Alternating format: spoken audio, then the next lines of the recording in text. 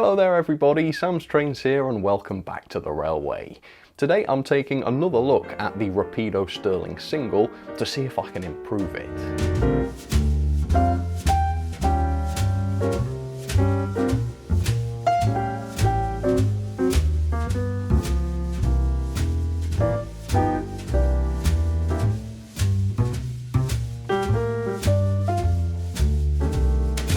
The other month I looked at one of the greatest locomotives I think I've ever seen in model form, and that of course was this, the Rapido Stirling single. And this model is incredible. It's so well detailed, it's incredibly well built, and the performance was really excellent as well. But I did say that I didn't think this loco was particularly well balanced. I noticed there was a lot of springing on the front bogie, which appears to be supporting a lot of the loco's weight. It also appeared that very little, if any, weight was supported by the driving wheels. And I think that that could be reducing the pulling power of this model, which could be a problem because I've seen photos of the real Stirling singles hauling truly massive trains.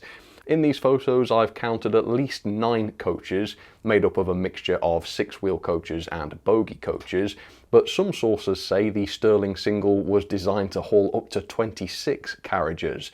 Presumably they would be 6-wheel carriages and not bogie coaches, but even so, that's quite a lot, and I suspect that unmodified, this model would not be up to that, at least not on the kinds of curves and gradients that are typical on a model railway. But that's just the thing really, I suspect that that's true, but that's all really, I've yet to prove it, and that's not sitting too well with me. I don't like to just suspect things and then pass it off as truth. So today I'm going to test that and try and prove it, and I've also got some ideas on how I can improve it as well. So with that, let's find out what the limits of this locomotive are, unmodified.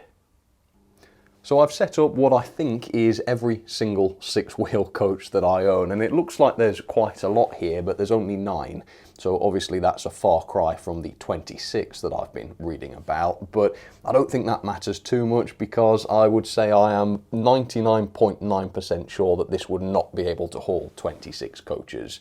You know, maybe it could have a go on perfectly straight and level track, but with the kinds of curves and gradients we see on model railways, not a chance in. Well, not a chance. So I'm going to give her a try with these 9 coaches. If she can't haul these, I'll take some off and find out what the limit is. If she does it, I'll add some more. Well, it'll have to be bogie coaches. And again, find out the limit without modification. So I'm going to do this scientifically, which means setting the controller to neutral and then unfortunately hitting the loco with 50%. But that means I can do all of the testing without touching the control knob at all. And I'm trying to be at least halfway scientific with this. So with that, let's go forwards. Let's see if she can haul 9 coaches. Oh, it's a struggle, but off she goes. She's moving. Okay. I don't think she's going to be able to do this. But the coaches I've got at the back of, yeah, definitely not. The coaches I've got at the back are the Hornbeat 6-wheelers, and those are quite draggy. So I guess I'll start by taking those off and we'll see if she can do it with 7 coaches. Right, so there she is with 7 coaches, which is about a quarter of that prototypical 26 that the real Stirling was apparently designed for. So let's see if the model can do that. I think this should be closer, but will she do it? Let's find out. Yep, she's definitely not wheel slipping as much. Well, you're still a little bit. You know, I'm still not convinced. Yeah, that's not going to happen either, is it? It doesn't seem like it's even close. So let's take off a couple more and see if she can do it with 5 coaches. Right, 5 coaches then. Surely this isn't too much. She could do better than this with bogie coaches, but we'll see. I think this will be okay. All right, yeah, she seemed to have a bit more momentum this time, so definitely finding it easier to haul 5 coaches. And yeah, that looks good. Okay, so that's annoying. I'm going to add 1 more coach then to determine whether 5 or 6 is the limit. And then we'll know. That's annoying. I should have just taken 1 more off, shouldn't I? Okay, 6 coaches. This should be the final test for now. And then we'll know exactly what she can do. And goodness, struggling quite a lot more with just one extra coach. So I didn't think these Genesis coaches were particularly draggy, but they are less draggy than the Hornby ones, so they are the best case scenario for the Stirling single, but with a bit of a struggle, she's done it. Let's just keep watching to make sure she gets all the way around. Ooh, struggling. Ooh, it's right at the limit there, isn't it?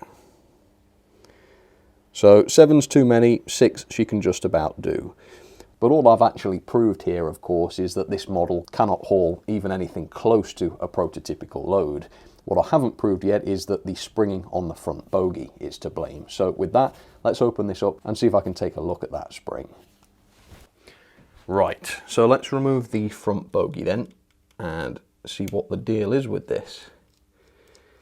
Hopefully it won't spring away and be lost forever, although if my idea goes to plan, I will be able to lose it forever. Ooh, wow.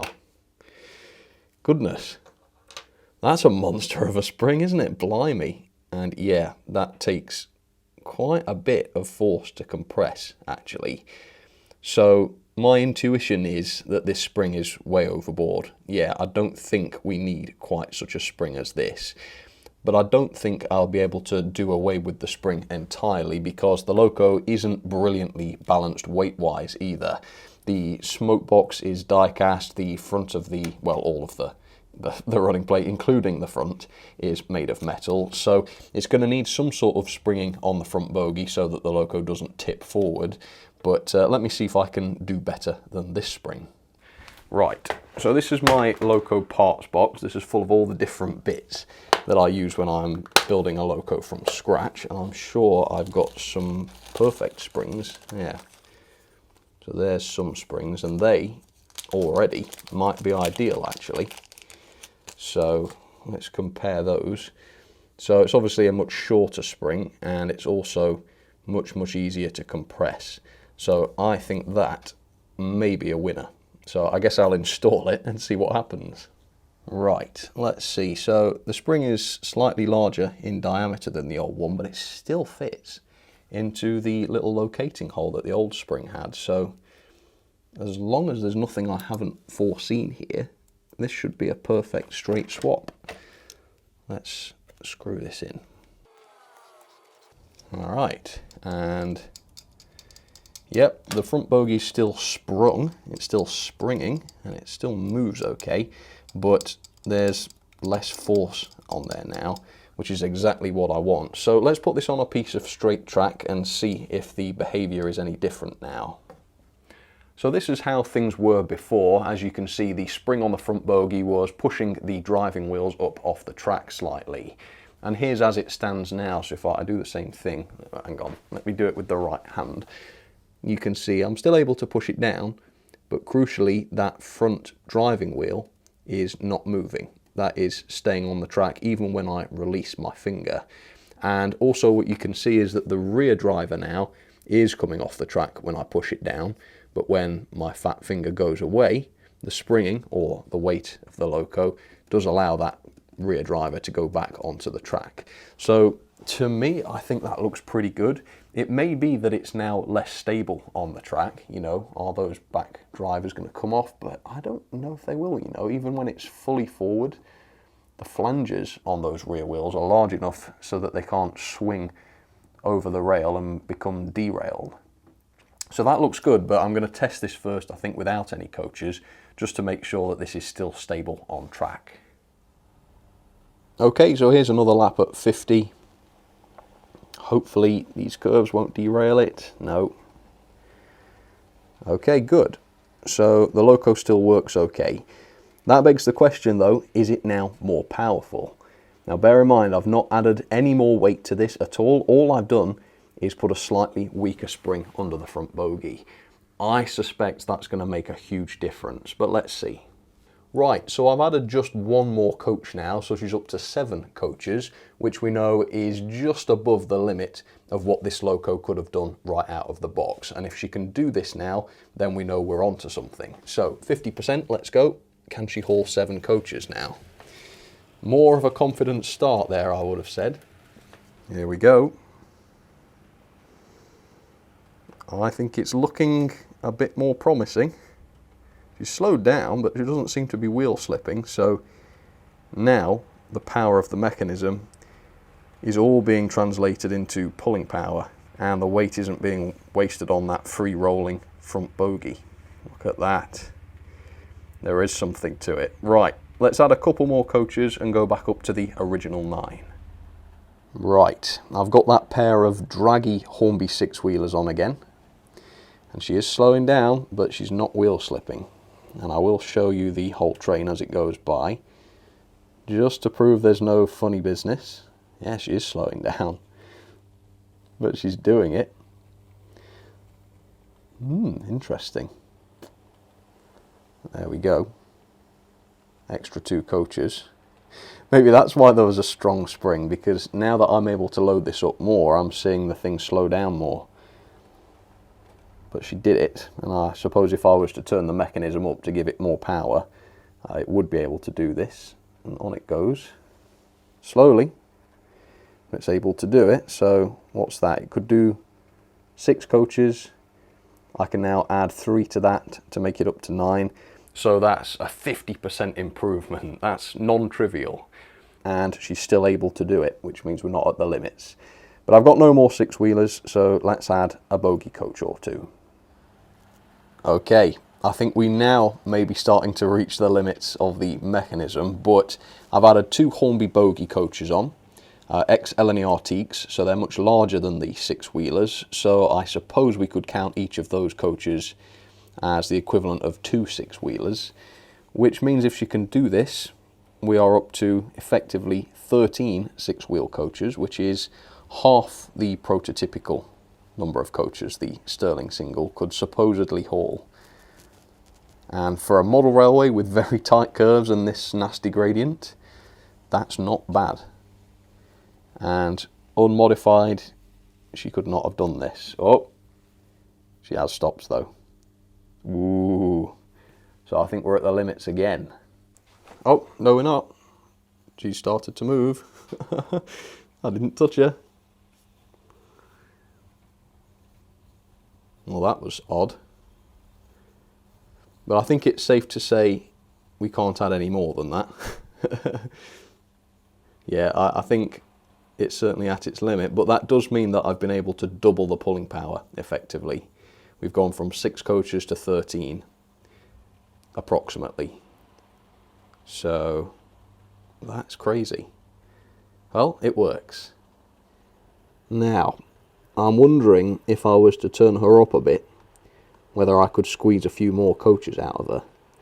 If I can get her to haul 2 more bogie coaches, that would be 17, effectively, 6-wheelers. Well, I've got to try that, I suppose. Okay, here she goes much faster. Will the extra momentum help? It's going to be a struggle, I think, because not only was it struggling before, but I've added 2 more coaches. No. Oh, well, maybe. It's not pleasant, but yeah, she's done it. Or is doing it. It's not exactly realistic, is it? And it's a real struggle, but I cannot believe that a single wheeler is hauling all these coaches. Of course, it's not really a single wheeler. It's got some rear drivers as well, but that is awesome. But I don't want to torture my loco, so let's just stick with the 9 6-wheelers. I've noticed the improvement is even more dramatic if I get rid of the draggy 6-wheelers and put on some bogie coaches. And look at this. Let me show you them all. I've not even counted these. 1, 2, 3, 4, 5, 6, 7, 8, 9, 10 bogie coaches. Could she have done that out of the box? No, she could not. But I suppose it does beg the question, you know, if we're able to double the pulling power just by fitting a different spring, why did Rapido use the spring that they did use? And there's a few potential reasons for that. It could have just been a mistake, you know, wrong choice of component, fair enough. I suppose it could have been deliberate so as to reduce the strain on the mechanism. As we saw, this did slow down quite a bit under the extra load, so maybe it's that. Maybe they didn't want to risk making the loco too unstable by reducing the weight on the front bogie. Yeah, possibly. But, you know, my track's not the greatest and I've not had any issues with it. So not entirely convinced of that. Although, yeah, if you've got really bad track work, it might make the loco less stable.